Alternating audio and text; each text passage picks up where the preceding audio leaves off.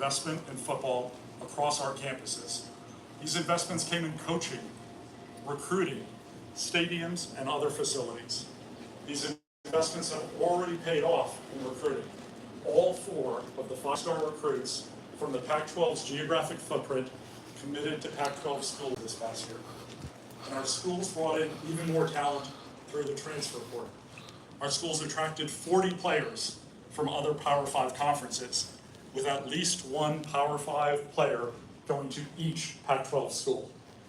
These transfers included the highest rated player in the transfer portal and the reigning Bolitnikoff Award winner. We are also welcoming 4 new head coaches to the league this year. Dan Lanning comes to Oregon from Georgia, where he led the nation's top defense to a national championship. In fact, Coach Lanning's Georgia defense was record-setting, giving up just 8.8 points per game. New USC head coach Lincoln Riley took Oklahoma to the college football playoffs 3 times in 5 seasons with the Sooners. Kalen DeBoer heads to Washington after leading Fresno State to a 10-win season in just his 2nd year.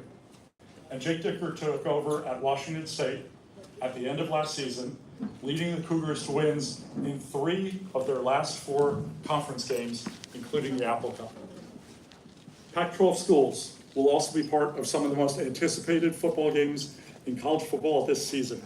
In week 1, we have a highly anticipated SEC doubleheader.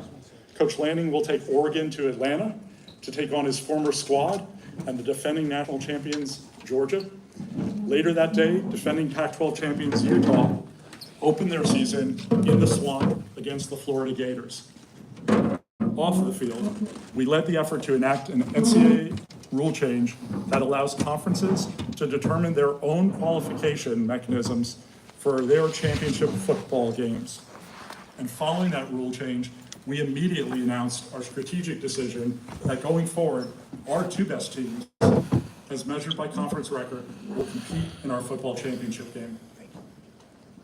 Last year, that game featured Utah and Oregon, attracted a near sellout crowd at Allegiant Stadium in Las Vegas, and a TV viewership that averaged over 4 million and peaked at over 5 million viewers. We are back in Vegas this year, and tickets go on sale today for our 2022 championship game on Friday, December 2nd. Beyond football, I'd like to acknowledge the success of our student athletes across all sports. Last year, the Pac-12 won 7 NCAA championships, tied for the most in the nation, and marking the 17th straight year that the Pac-12, the Conference of Champions, has led or tied for the most NCAA championships. This year, the 50th anniversary of Title IX also saw the Pac-12 win its 200th women's championship, an incredible milestone and far more than any other conference, and a testament to our school's commitment to women's sports.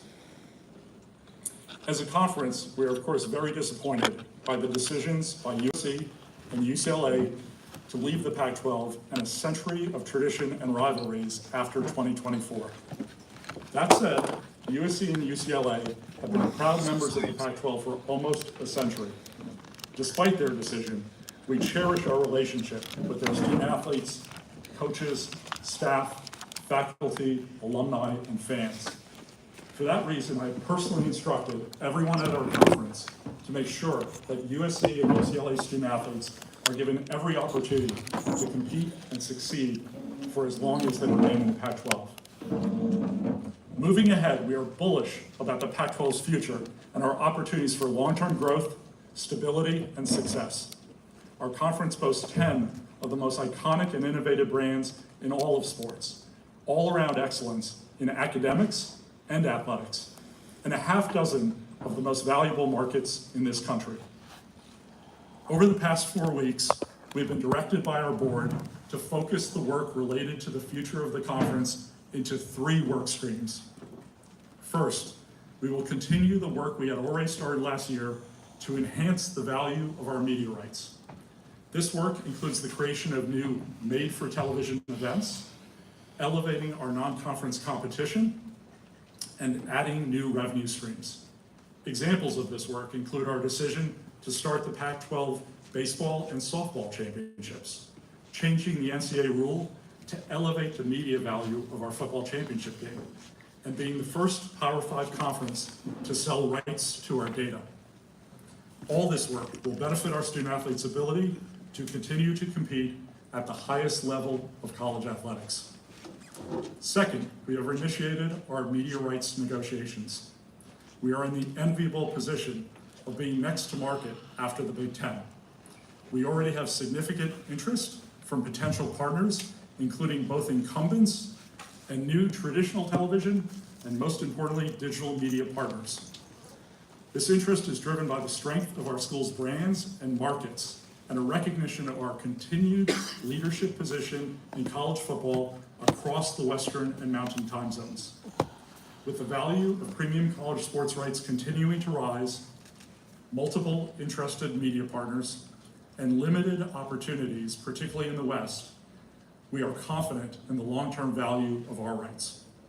To set expectations, this process will accelerate after the Big Ten deals are concluded and will likely take months to complete. Even with the loss of our 2 LA schools, we still believe that after the current cycle of media rights deals, we will be very well positioned among the Power 5 from a revenue per school standpoint. This is critical to ensure our athletic departments have the resources necessary to continue to compete for national championships, attract the best coaches, and support the health and well-being of our student athletes. Third, we are actively exploring expansion opportunities. As we consider these opportunities, we will look at media value, athletic strength, academic and cultural fit, and geography from a recruiting and student athlete experience standpoint. As you would expect, we've had significant inbound interest and are in the process of evaluating opportunities. Let me turn to 2 important issues facing college athletics and suggest some potential solutions.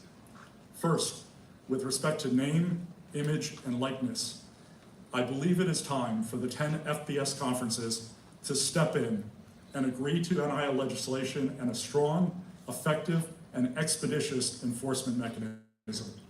All 10 conferences are strongly in favor of student athletes being able to financially benefit from their NIL. But we also need 3 simple and obvious guardrails. NIL should not be used as an inducement. NIL should not be used as pay for play. And the amount earned as NIL payments should be commensurate with the NIL provided and not a veiled inducement or pay for play. These are the current NCAA rules that the NCAA has unfortunately chosen not to enforce in the wake of the Supreme Court decision in Alston. Recodifying and enforcing these 3 simple NIL rules will protect our student athletes while still allowing them to earn. Second, it's time for us to consider steps we can take to fairly recognize our student athletes' contributions and more appropriately allocate the resources created through athletics without fundamentally changing the role of our educational institutions. While I do not believe that our student athletes should be treated as employees, we must recognize and meaningfully address the extraordinary ways in which they contribute to our athletic programs, campuses, and communities. One solution might be to consider whether to expand or remove the remaining caps on academic awards. Whatever solutions are considered, there are many reasons why treating student athletes as employees would be detrimental. There could be a draft system, and athletes would lose the choice of which school to attend. They could lose their ability to transfer between schools. In fact, professional athletes are typically subject to trades or being fired for poor performance. And it's hard to imagine that professional athletes would be required or even allowed to attend school to earn degrees. I am also concerned about what happens to our broad-based athletic offerings when a school's athletic department becomes so dramatically altered that its primary interests are tied to professional sports and not education. We are committed to finding an appropriate solution, and I believe the time to start engaging in these conversations with our student athletes has arrived. Taking a step back and looking more broadly at the state of college athletics, it is clear that financial considerations have become the primary driver for many recent decisions in college sports. There is already a lot of money in college athletics, and with the new media deals and the expansion of the CFP, there will soon be significantly more to go around. Increased revenue can help us support our student athletes, but a singular focus on money will certainly cause more harm than good. College athletics has a unique structure where conferences and schools compete against each other for resources to support their individual student athletes, but the long-term viability of the enterprise relies on schools in many conferences being healthy and able to compete. Our long-term measure for the success of college athletics cannot be how much money we consolidate into 10 or 5 or 2 conferences, but rather should be our ability to support the largest number of student athletes while still facilitating competition between schools and conferences. We should be measuring how many lives we can change by providing scholarships to students that otherwise would not attend college. We should be measuring total financial aid and our ability to provide the highest level athletic competition to our student athletes without unnecessary travel, time demands, and other burdens on competition impeding their academic success. We should be measuring our ability to provide competition in a manner that does not harm our student athletes' physical and mental health. We are at a critical juncture, and the decisions we make in the near future will determine whether we head towards a world in which a small handful of conferences are playing professional sports at the expense of tens of thousands of academic opportunities, or we use the bounty of resources available to continue to develop future leaders through sport and to expand financial aid opportunities to more and more student athletes. Despite all the challenges facing college athletics, I remain confident in our collective mission to develop the next generation of leaders, and I remain confident in the Pac-12. I would like to invite my colleagues Merton Hanks and Bernard Muir onto the stage to join me to take your questions.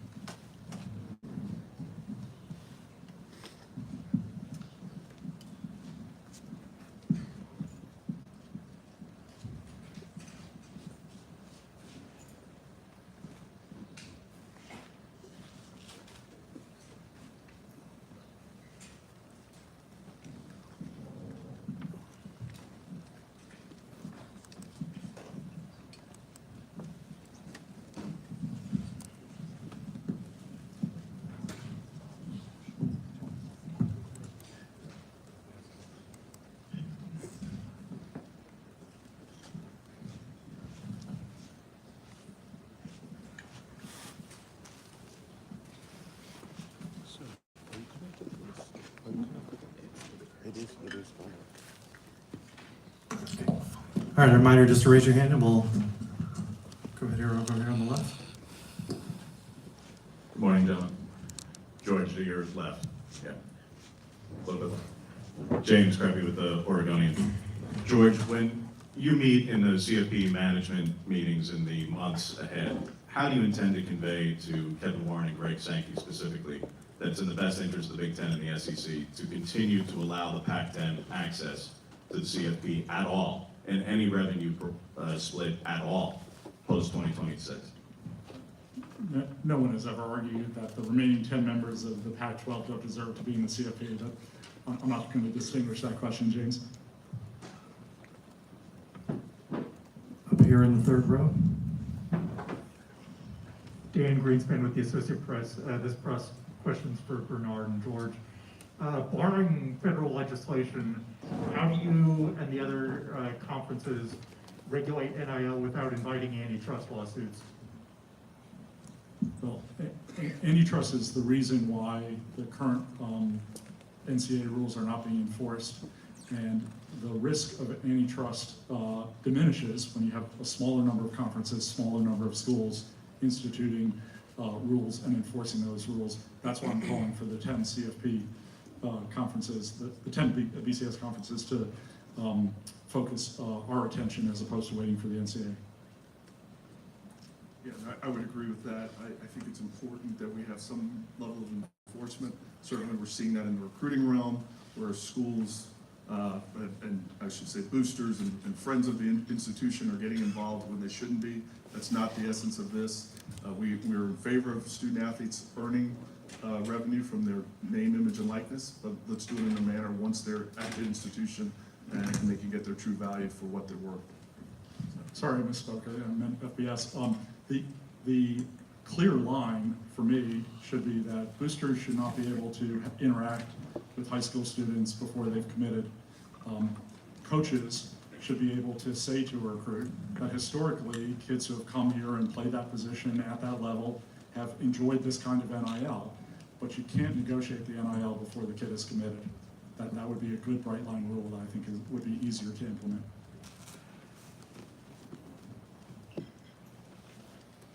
In the back, Stuart.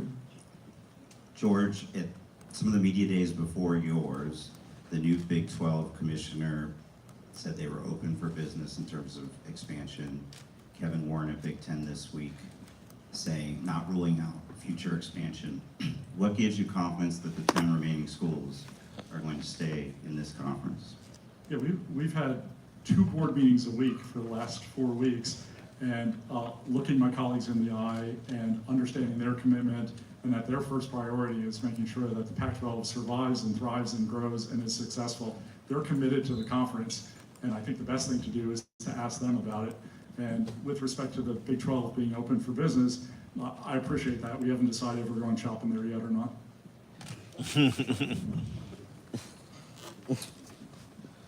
Up here. Third row. Kenneth Berry, Touchdowns and Texas Media. How much consideration has been put into merging with the Mountain West or even adding regional teams that have been successful against the Pac-12? We've not dug into merging with the Mountain West. That's not one of the options we've looked at. Right in front. Dennis Freeman, News for Us Online. Why did it take so long for the Pac-12 in particular to start recognizing NIL? I believe we were the first conference to recognize NIL, and we proposed legislation before anyone else. But before the legislation, why did it take so long, regardless of the conference, for college athletics to recognize the NIL for student athletes? I wasn't here. I can't speak for college athletics before a year ago. I mean, I've been here in this league for a decade now, as of this week. I think prior to that, college sport was just very concerned about what we're seeing here, boosters, others getting involved too early, and it becoming an inducement to get to a particular school. This has been grounded in education for many years, and it still should be. There's a place for that, and unfortunately, maybe 20 years ago, we should have seen this coming and made these adjustments, and we just didn't get to it until of late. Dennis in the back. George over here. Right here. Cheap seats. Could you speak to the lack of collegiality in general among your peers and within your room and with any room in college athletics? Why should anyone trust anyone given the last few years? Up until very, very recently, I thought the discussions were very collegial. I think in the last month that has changed, unfortunately. I hope that we regain that collegiality, because I actually think that's the way that you solve problems. I know I'm going to put myself out there to be as embracive and inclusive of my colleagues as I can be to try and move us forward. I think it's unfortunate if we go the other direction.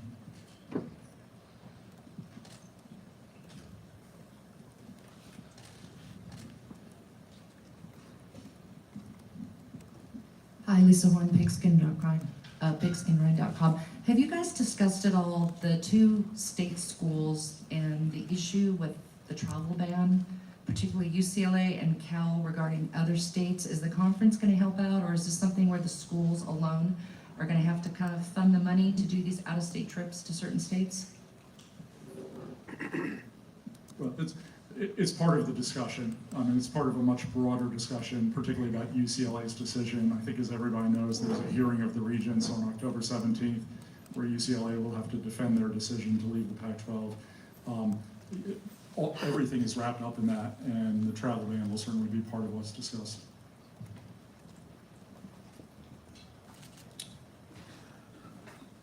Any other questions?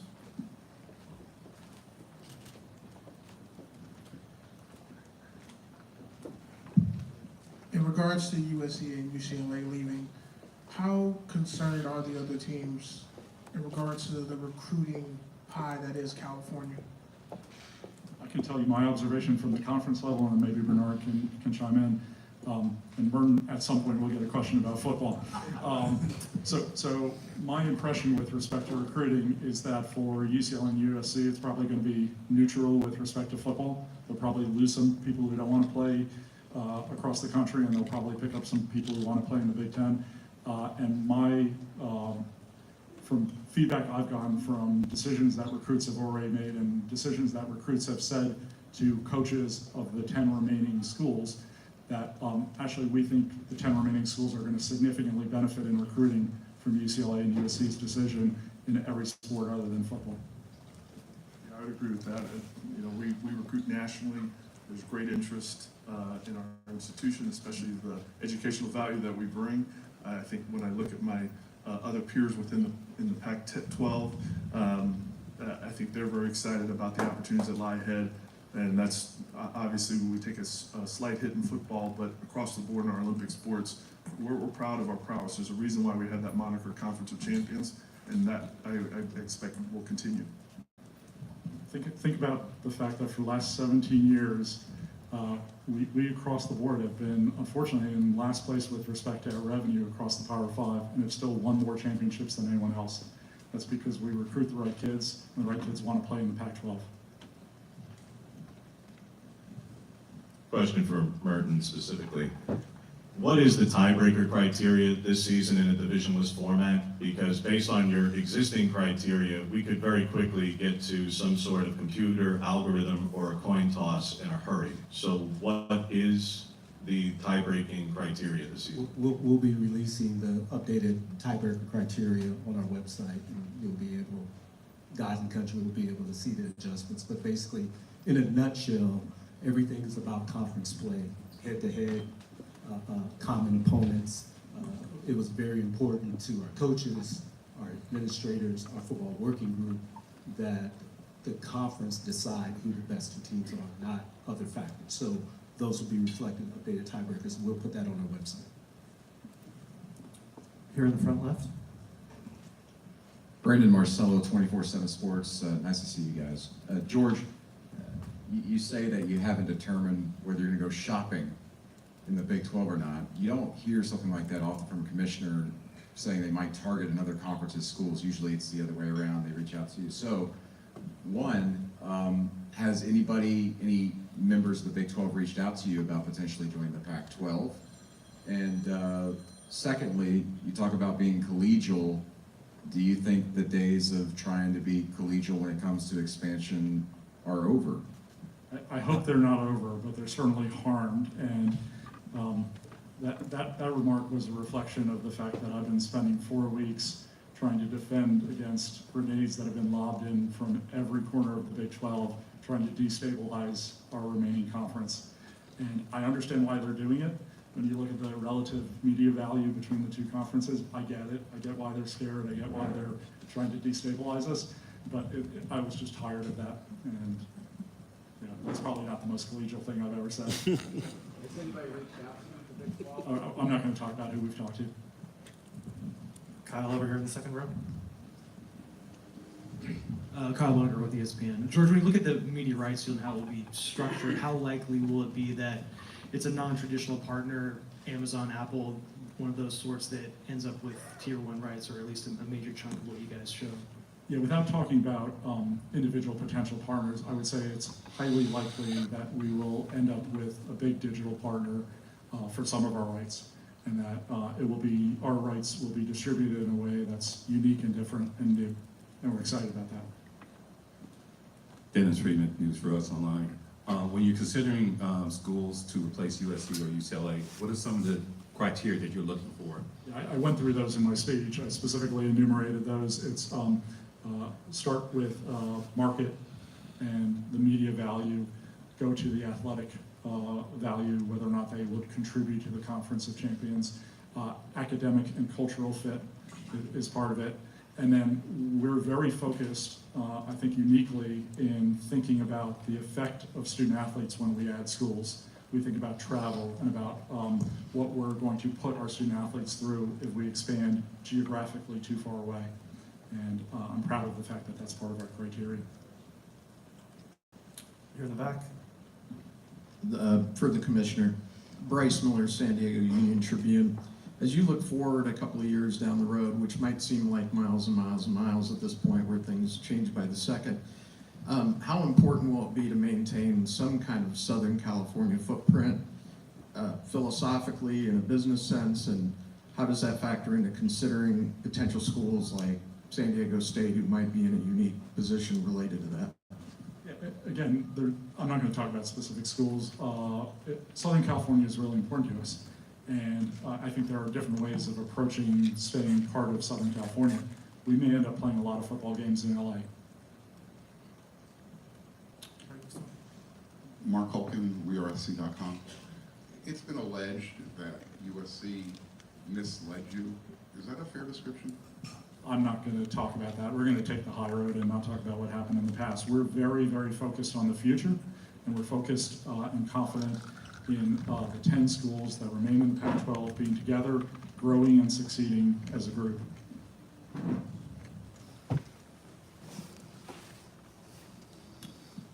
Any other questions? Oh, right here in the front.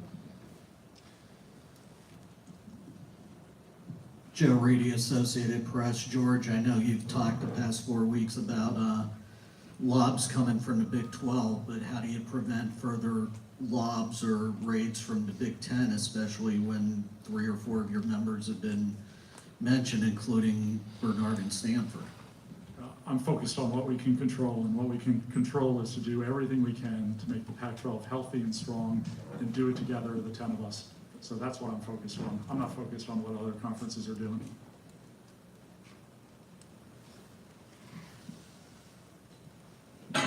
Here in the third row. Oh, sorry.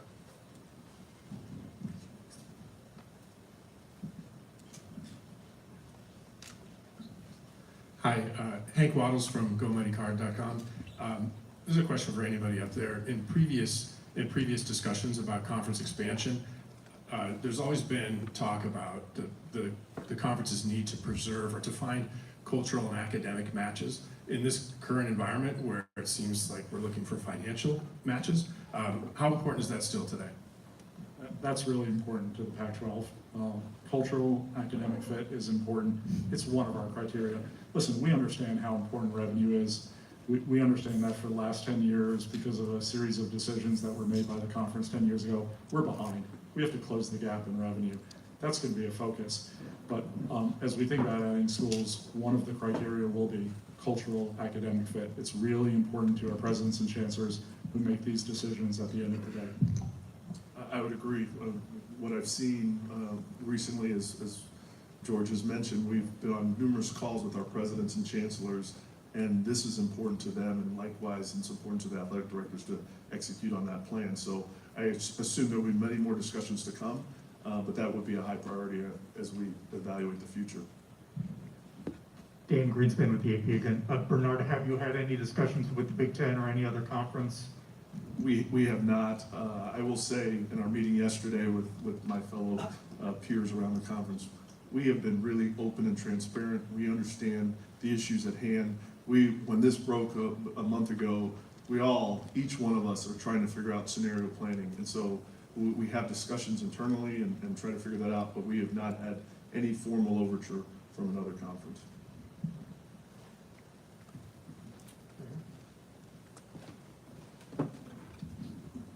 Billy Witz with the New York Times.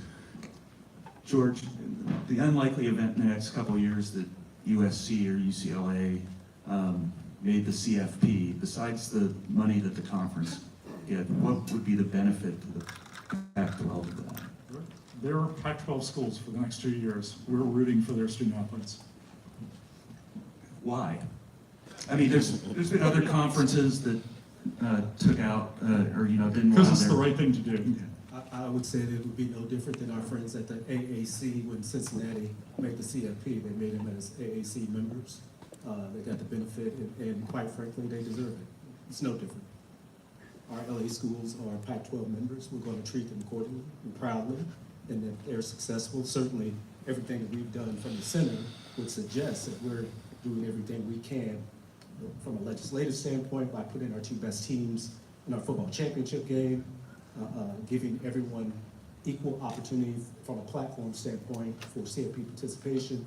We're going to be mighty proud, quite frankly, if we have one of our LA schools in the next 2 years in the CFP, because they will be Pac-12 representatives.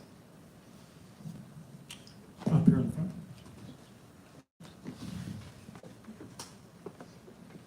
I think this will be our last one here up in the front.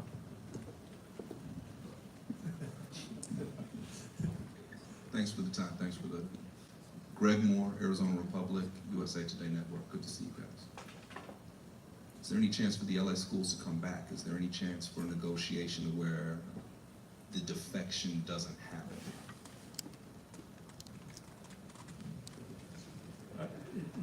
Here's how I would characterize that. I'd say UCLA is in a really difficult position. There are a lot of constituents related to UCLA who are very, very, very unhappy with the decision. Student athletes, the families of student athletes, the faculty, the staff, the politicians, the fans, the alumni. There's a lot of really, really upset people with that decision, and there's a hearing coming up about that decision. I can't give you a percentage chance. I think it's unlikely, but if they came back, we welcome them back. And as a follow-up, and I'm hopeful that it involves you guys also, if everybody's going one way, why not go the other way? Is there room from a conference standpoint to make money differently from the others? Can football compete in a new environment where they say, okay, everybody's going to act like they're little pro leagues, but we're going to be something different? Can football maintain that level, and would there be any benefit at the school level to such an approach?